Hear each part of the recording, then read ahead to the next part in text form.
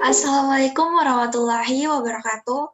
Perkenalkan, nama saya Cindy Ayu Lestari dan rekan saya Putri Fitratunisa dari Prodi Hubungan Internasional kelas E. Pada saat ini kami akan menjelaskan tentang filsafat pada materi pohon ilmu.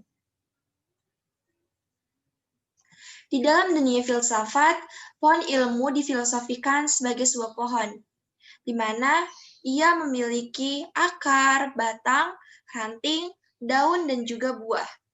Pohon ilmu sendiri memiliki 9 unsur atau 9 indikator, yaitu ada realitas, fakta dan data, konsep atau variabel, proposisi, hipotesi, hipotesa, teori, hukum, dan juga paradigma. Apa sih yang dimaksud dengan realitas itu? Realitas adalah sesuatu yang tidak pernah usai dan merupakan sebuah kenyataan. Jadi, yang dimaksud dengan realitas adalah hal-hal yang benar-benar nyata atau terbukti benar-benar ada dan masih selalu berulang. Contoh realitas yang dapat diambil adalah realitas sosial di dalam masyarakat, di mana adanya perbedaan pendidikan antara penduduk desa dan penduduk kota. Kualitas pendidikan yang ada di desa maupun di kota masih belum seimbang antara kualitasnya. Hal ini dikarenakan adanya beberapa penghambat, yaitu seperti teknologi, jaringan, dan lain sebagainya. Kemudian ada fakta dan data. Fakta adalah suatu keadaan atau suatu peristiwa yang merupakan kenyataan, sesuatu yang benar-benar ada atau terjadi. Sedangkan data adalah suatu kumpulan yang terdiri dari fakta-fakta untuk memberikan gambaran yang luas terkait dengan suatu keadaan yang terjadi pada saat itu.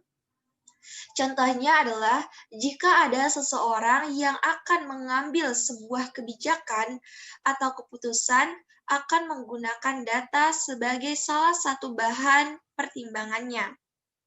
Melalui data, seseorang dapat menganalisis, menggambarkan, atau menjelaskan suatu keadaan. Data dan fakta ini diperlukan agar tercipta sebuah realitas. Maka tanpa adanya fakta dan data, realitas itu tidak akan dapat tercipta atau terbentuk. Kemudian ada konsep atau variabel. Konsep merupakan suatu representasi abstrak dan umum tentang sesuatu yang bertujuan menjelaskan suatu benda, gagasan, atau peristiwa. Contohnya adalah rumah yang mewakilkan sebagai bangunan untuk tempat tinggal. Kemudian ada variabel. Variabel merupakan suatu ciri, sifat, karakteristik, atau keadaan yang melekat pada beberapa subjek, orang, atau barang yang dapat berbeda-beda intensitasnya, banyaknya, atau kategorinya, atau dapat diartikan sebagai konsep yang memiliki variasi. Contohnya yaitu variabel dari pendidikan, yaitu tingkat pendidikan, yang menjelaskan bahwa tingkat pendidikan setiap orang ada yang tinggi, sedang, maupun rendah. Kemudian ada proposisi. Proposisi merupakan penggabungan atau penghubungan dua konsep. Contohnya ketika ada konsep Rizal dan pekerja.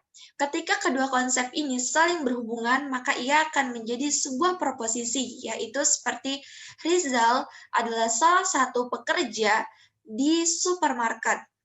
Jika ia diolah di dalam imaji, maka Rizal termasuk dalam konsep pekerja, yang mana menunjukkan bahwa Rizal adalah seorang pekerja.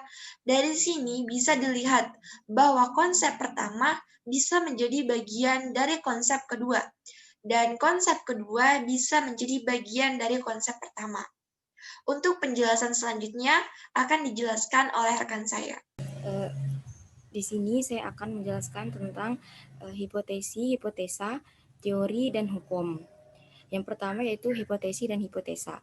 Hipotesi dan hipotesa yaitu jawaban sementara dari rumusan masalah yang didasarkan pada teori yang relevan, yang kemudian harus dibuktikan melalui penelitian menggunakan data-data yang primer.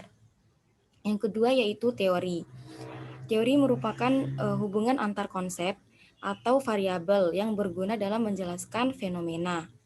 Contohnya adalah semakin tinggi tingkat pendidikan, maka semakin tinggi tingkat kinerja. Pada teori ini kita memiliki dua variabel yaitu tingkat pendidikan dan tingkat kinerja. Sehingga dipahami bahwa teori ini merupakan hubungan antara variabel tingkat pendidikan dengan variabel tingkat kinerja. Yang ketiga yaitu hukum. Hukum adalah suatu teori yang memiliki derajat signifikan yang tinggi dan bersifat deterministik.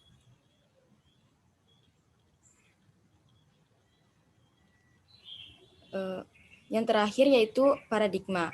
Paradigma merupakan asumsi yang terjadi pada suatu keadaan atau suatu berdasarkan apa yang ada di pikiran seseorang atau berdasarkan pendapat suatu pihak.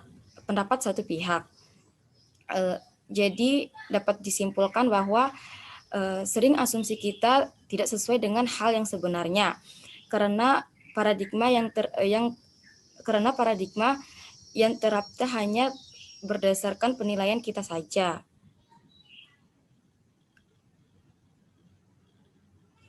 Mungkin sekian presentasi dari kami, lebih dan kurangnya kami mohon maaf. Assalamualaikum warahmatullahi wabarakatuh.